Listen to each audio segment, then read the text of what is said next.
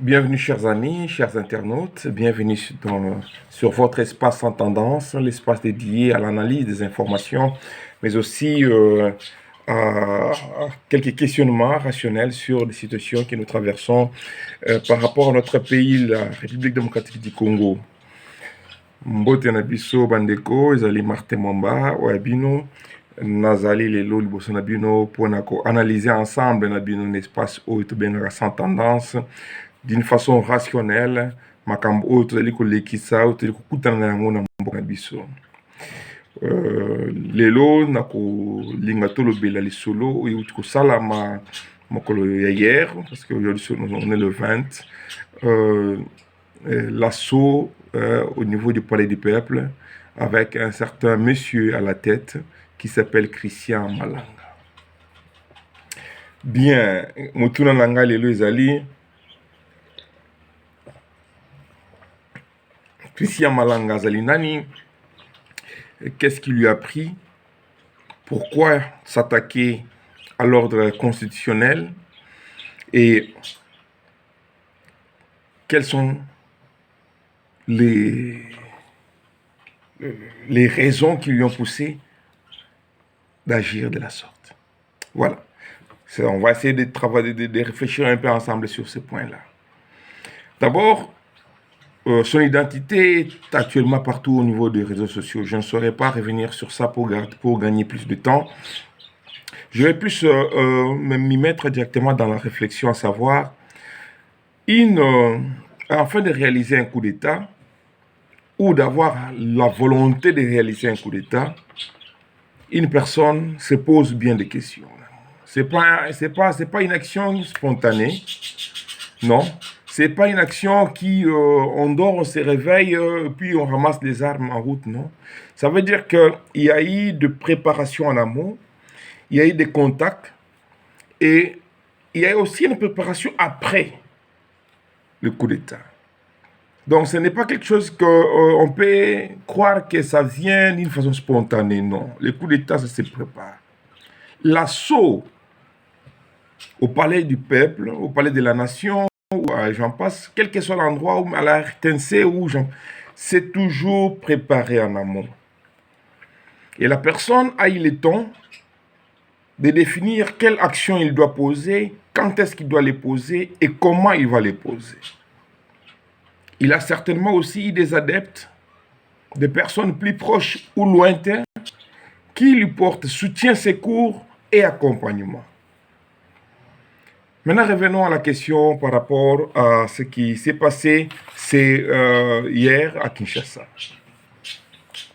Monsieur Christian Malanga, c'est un nom qui est connu au niveau de la diaspora. Ceux qui sont attachés aux informations du pays connaissent bien ce nom. On le connaît aussi par rapport aux différentes réunions organisées à travers l'Europe. Et en Amérique, je crois aussi. Au Canada aussi, j'en pense. Grande-Bretagne, pourquoi pas, parce que de toute façon, il est accompagné par ces personnes, des personnes d'origine avec de nationalité américaine, avec de Grande-Bretagne et consorts et consorts. Christian Malanga prend une vision d'Isaïr.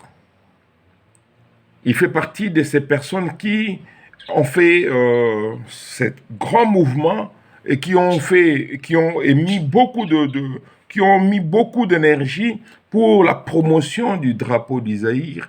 On voit aussi ce genre de drapeau et des t-shirts et des habits.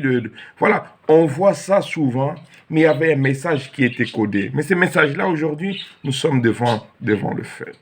Christian Malanga, c'est la personne qui voulait faire la réincarnation d'Isaïr 2. Ou d'Isaïr Bus.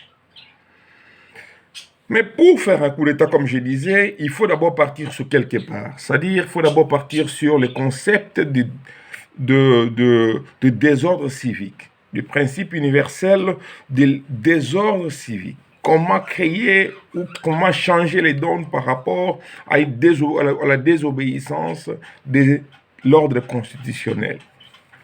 Deuxièmement, on pose un coup d'État parce qu'on veut être différent de ceux qui sont sur place comme acteurs politiques. ou comme acteur dans un changement donné. On veut jouer à l'héroïsme. Bien que la fin pour lui est tragique. Et enfin, il faut avoir des contacts. Il faut avoir un cahier, un réseau de contacts.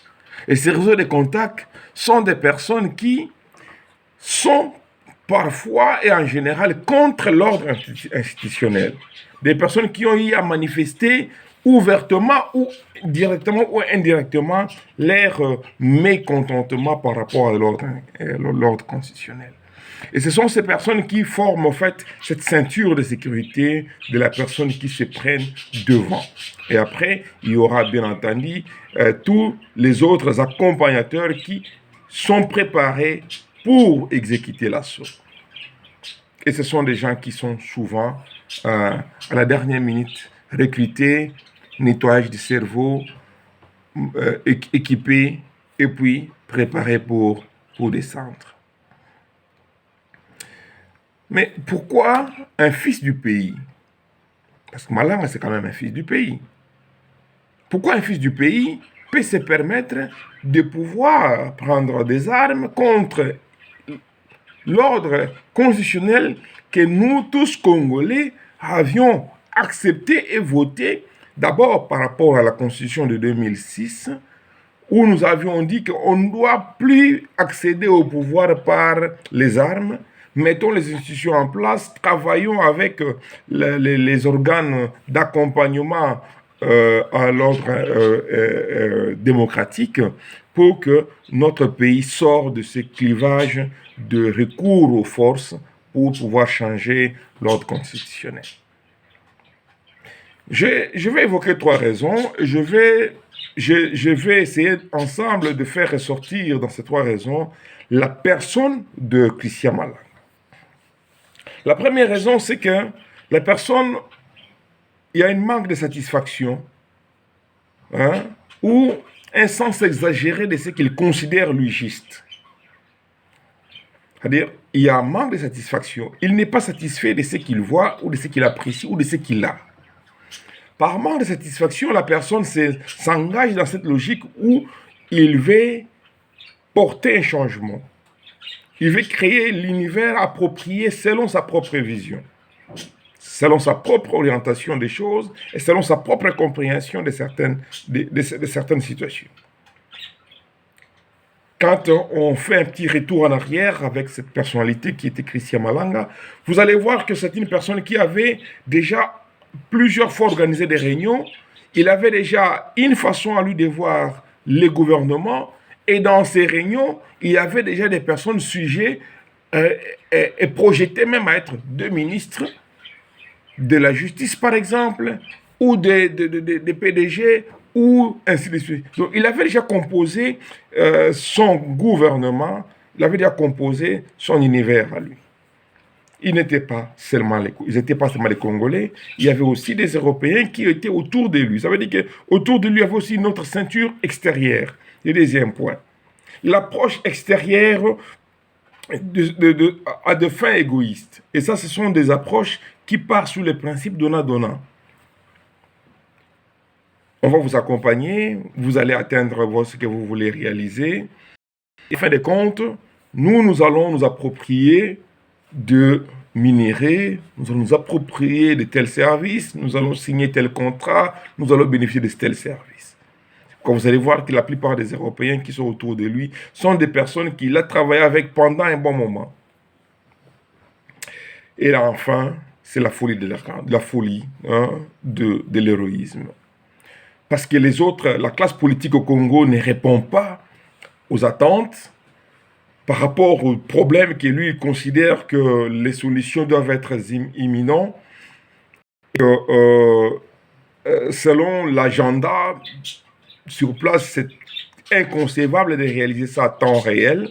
Eh bien, il doit donc se charger de pouvoir créer un changement d'ordre constitutionnel afin de définir ses propres priorités et imposer comment gérer la situation.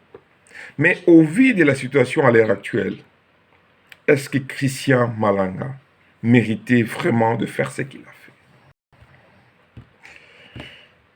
La question est très compliquée, mes chers amis, parce que les Congos, à l'heure actuelle, on ne sait pas où on va.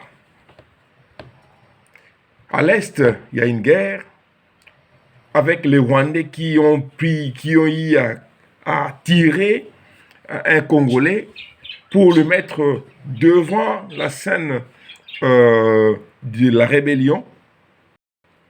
Et il est là en train de persuader d'autres Congolais d'adhérer dans son mouvement d'alliance du fleuve Congo, attaché, allié avec M23, sans compter les autres crépuscules de mouvements parasitaires qui dépendent de matières premières, de ventes de minéraux et consorts pour enrichir le Rwanda au détriment des frères congolais et sœurs congolaises.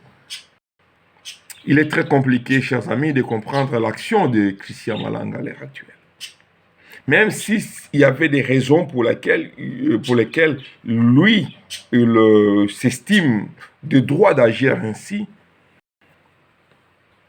mais il faudrait réfléchir deux, trois fois. Mais de l'autre côté, nous allons essayer de réfléchir ensemble pourquoi il est arrivé à faire ça. On ne va pas justifier ce qu'il a posé comme acte, mais on doit comprendre les arguments ou la réflexion qu'il a peut-être y avoir pour arriver à faire ça. Comme je disais dans les 3 points que j'ai soulevés, le manque de satisfaction ou un désir exagéré de voir la justice. Notre pays souffre d'une gangrène extrêmement grave. Depuis des années, l'ancien régime aussi, la population souffre. Et chaque jour, on entend des millions de pertes, des milliards de dollars américains volatilisés.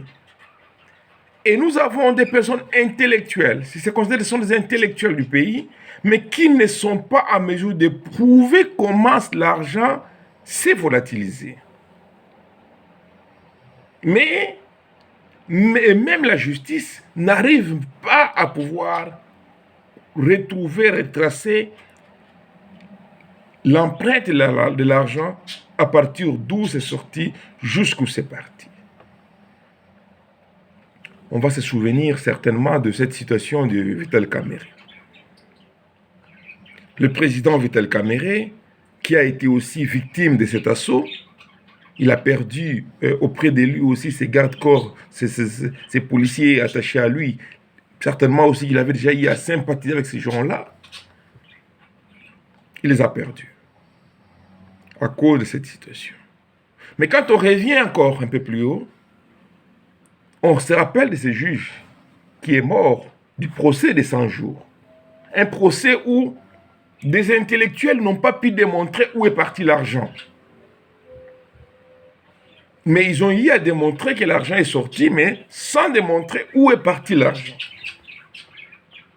Est-ce un coup? Est-ce une réalité? Personne à l'heure actuelle ne pourra définir ou expliquer avec précision ce qui s'est passé dans ces projets des 100 jours. On reste juste avec cette énigme en nous. Il y a eu des voleurs, mais qui a volé? Point d'interrogation. Une personne qui est animée d'un certain désir exagéré de la justice, il va chercher à poser la justice lui-même. Il va aller beaucoup plus loin, il peut même tuer, il peut même aller faire du mal. Parce qu'il estime que les institutions en place ne sont pas en mesure de rétablir la justice.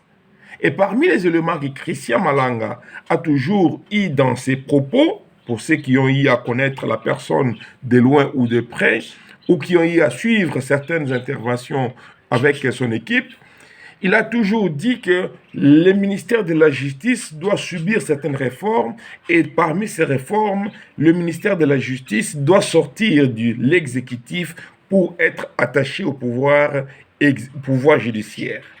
Comme ça, là va se définir eux-mêmes leur salaire, leurs revenus et la politique d'action qu'ils vont mener au lieu qu'ils travaillent comme dépendants de l'exécutif.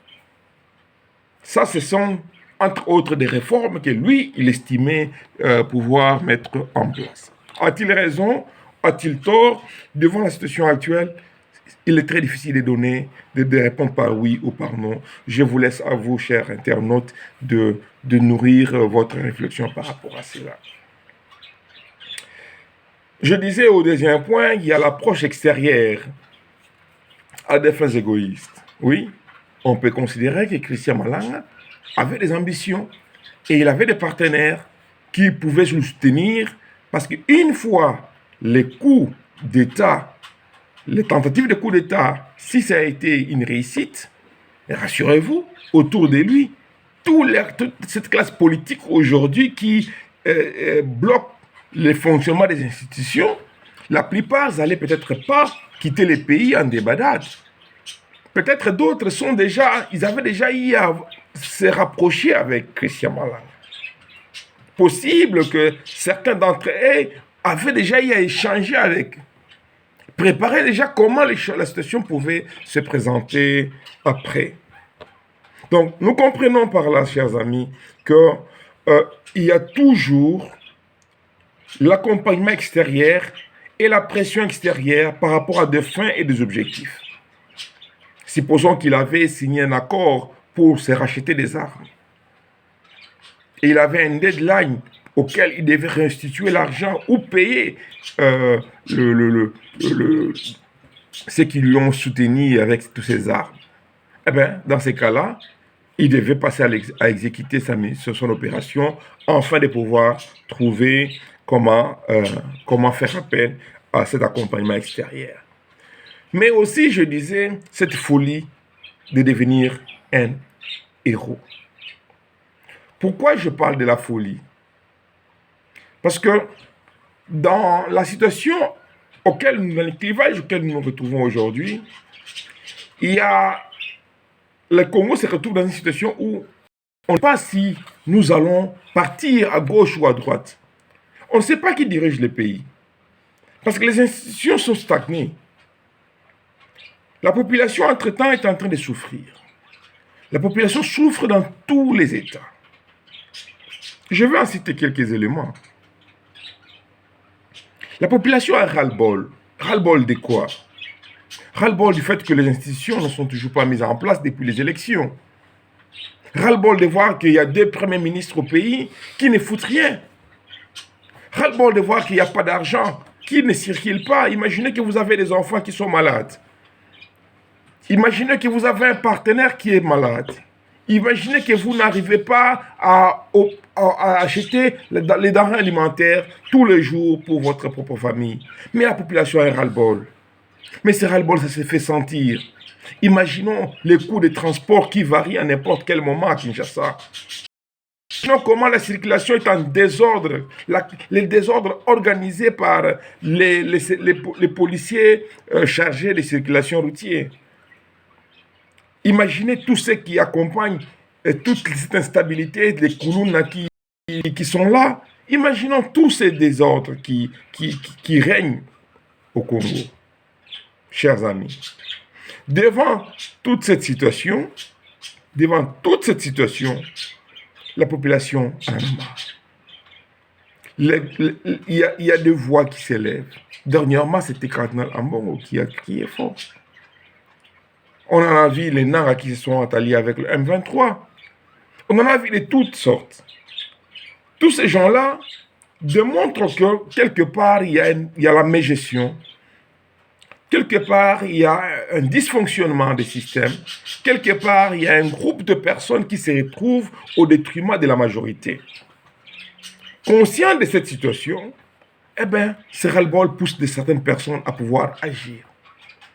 Ne seront pas étonnés de voir que certains Congolais, parfois, vont se jeter du pétrole ou de l'essence pour se brûler. Mais ce sont les ras-le-bol.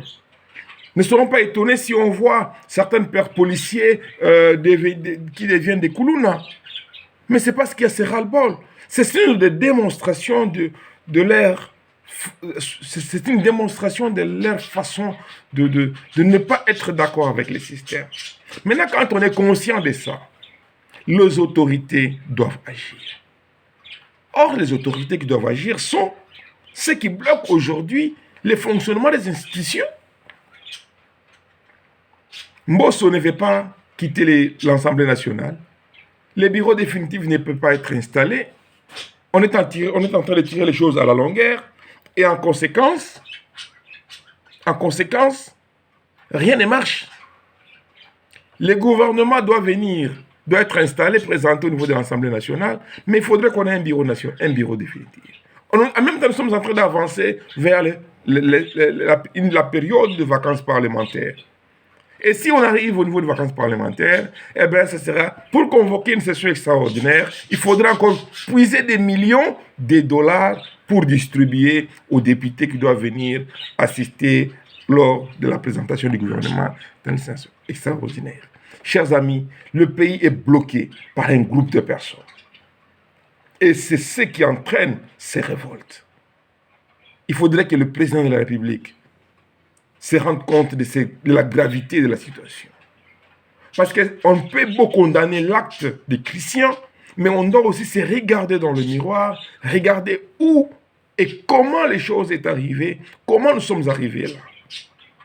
Si les institutions fonctionnaient, si la situation s'améliorait, beaucoup de personnes ne peuvent pas accepter de se rallier à un individu qui, pour des raisons égoïstes ou personnelles, s'estimerait être prêt à pouvoir détourner ou à déranger l'ordre constitutionnel que nous avons tous opté depuis bien des années. Christian Malanga n'est pas venu du vide. C'est un jeune qui a grandi au niveau de la diaspora. Il a participé à plusieurs mouvements et il avait toujours ce désir de voir les choses changer. Qu'est-ce qu'il avait fait? On se souviendrait certainement qu'il a été très proche de Aubin Minakou. C'est d'ailleurs Aubin Minakou qui lui a approché, parce que qui était proche de lui, disons, il voulait dire, excusez-moi, parce que c'était à l'époque où Aubin Minakou était le président de l'Assemblée nationale. Et vous allez vous rappeler aussi que parmi les thèses d'Aubin Minakou, il a fait référence aux réformes de l'institution justice. Donc vous comprenez, chers amis, qu'il y a beaucoup de choses qui doivent nous pousser à comprendre que le pays ne va pas bien. Et quand le pays ne va pas bien, nous ne devons pas nous voiler la face. Que peut-on dire ou conclure de cette situation? Ou quelles sont les leçons que nous pouvons tirer de cette situation? Avant d'arriver aux conclusions, je vais essayer de féliciter les services de renseignement du pays ainsi que les autres services qui sont actifs pour maintenir l'ordre et la sécurité de notre nation. En principe, le président de la République travaille parfois la nuit au niveau du palais de la nation. En principe, il reste parfois tard. Et il y avait des infiltrés qui savaient ça aussi.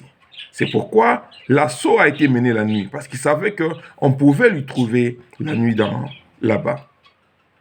Ça a été prémédité. C'était prévu qu'ils devaient se passer de la sorte. Mais heureusement, les services ont été en amont informés et une stratégie a été définie pour que les choses ne se passent pas comme ils s'attendaient. C'est ainsi que quand ils sont partis, ils se sont retrouvés que tout était tellement ouvert, à tel point que, et même, au lieu même de se poser des questions, mais pourquoi c'est si facile? Ils ont dit que Dieu les a bénis. Or, c'était une stratégie pour pouvoir les capturer. Et cette stratégie a permis à ce qu'on a mis la main sur beaucoup d'entre eux, sans pouvoir les tuer en désordre. Et au niveau de notre armée, on n'a pas compté des morts. On compte que quelques personnes qui ont été tuées parce qu'on voulait les ravir de voitures qu'ils avaient. Dommage. Pour une personne qui veut diriger la nation, mais qui commence à tuer cette nation, c'est triste. Il n'y a pas de moralité dans ce qui concerne la guerre. À part ces mots de félicitations au service des renseignements de notre pays, j'aimerais également porter l'attention sur la manière dont la communication doit se faire au niveau de notre pays. La communication doit être efficace, efficiente, verticale, horizontale, dans toutes les directions. Parce qu'on ne sait pas qui est qui. Il n'y a pas d'information à négliger. Il n'y a pas d'information à sous-estimer. Quand une personne vous apporte une information, prenez le temps de prendre l'information, remonter l'information jusqu'au sommet, afin de pouvoir consacrer le temps nécessaire pour analyser, décortiquer. J'ose croire que la plupart d'entre nous, ces gens qui ont été capturés, pourront donner des informations fiables. Ne négligeons pas ces informations, prenez le temps d'analyser, de bien analyser ces informations afin d'en tirer l'essentiel. Nous ne pouvons plus accepter un coup d'État au Congo. Ça serait détruire notre nation et faire revenir notre nation en arrière. Nous devons combattre jusqu'aux dernières énergies tous ceux qui prennent les armes pour changer l'ordre établi. Ce n'est qu'en faisant ça et en partant par ce principe de changement démocratique que nous sommes choisis que notre pays pourra décoller. Sinon, les putsch et les autres choses ne feront qu'aggraver la situation. Et l'homme congolais ne pourra jamais retrouver sa place au niveau du concert des nations. La population souffre, il faudrait que le gouvernement soit mis en place. Le président de la République, vous avez une grande responsabilité et une pression, et vous devez agir. 24 heures pour vous, c'est les mêmes 24 heures pour la maman qui doit vendre le makala pour nourrir ses enfants. C'est le même 24 heures qu'un PDG est au bureau pour travailler. Le même 24 heures qu'un militaire qui est à Goma doit affronter le M23. C'est le même 24 heures que des vies de personnes sont sauvées ou sont détruites. S'il te plaît, agis pour que le gouvernement soit mis en place. Et une fois le gouvernement est mis en place, il serait très important, alors vraiment primordial, que la sécurité soit l'objet primaire de tout et le renforcement de la production agricole. Il est temps que la population mange jusqu'à sa faim. Parce qu'on ne pourrait plus continuer à vivre avec l'espoir de voir mieux demain si le présent nous échappe. Tel a été quelques petits points de vue personnels et quelques conseils par rapport à ces questions. Christian Malanga a-t-il raison ou a-t-il tort? À vous de réfléchir, en tirer des conclusions. Toutefois, je laisse cet espace ouvert pour vos commentaires. N'hésitez pas de faire des commentaires, de porter vos contributions et vos analyses. Ça nous permettra d'améliorer dans les jours à venir. Excellente journée, excellente soirée. Là, vous êtes. C'était Martin Mamba sur l'espace en tendance.